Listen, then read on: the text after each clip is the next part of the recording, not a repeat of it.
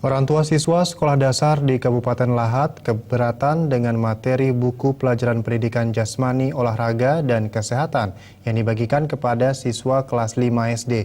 Menurut para orang tua murid, dalam buku olahraga dan kesehatan itu terdapat materi pembahasan tentang seks yang dinilai tidak layak bagi siswa sekolah dasar.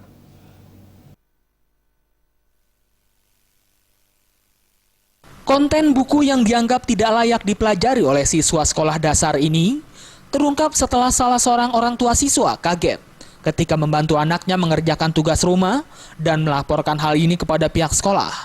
Buku pelajaran yang merupakan bantuan pemerintah dianggap terlalu vulgar dan tidak sesuai dengan budaya lokal yang masih tabu membahas soal seks ataupun seks edukatif pada anak-anak.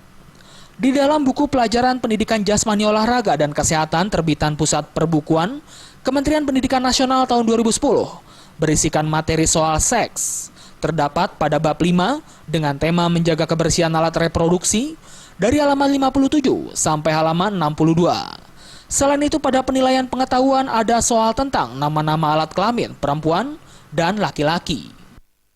Keponakan saya itu minta dibantu untuk mengerjakan PR gitu.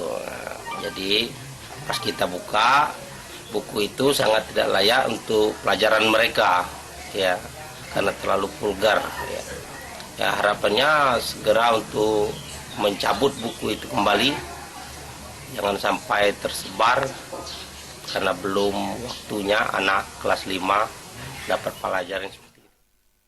Sementara itu, Kepala Sekolah Dasar Negeri 16 Lahat, Marlina, mengaku terkejut setelah diberitahu ada materi buku pelajaran yang dibagikan kepada siswanya membahas soal seks. Pihak sekolah telah mengambil tindakan dengan cara menarik sementara semua buku tersebut hingga ada perintah selanjutnya dari Dinas Pendidikan Kabupaten Lahat.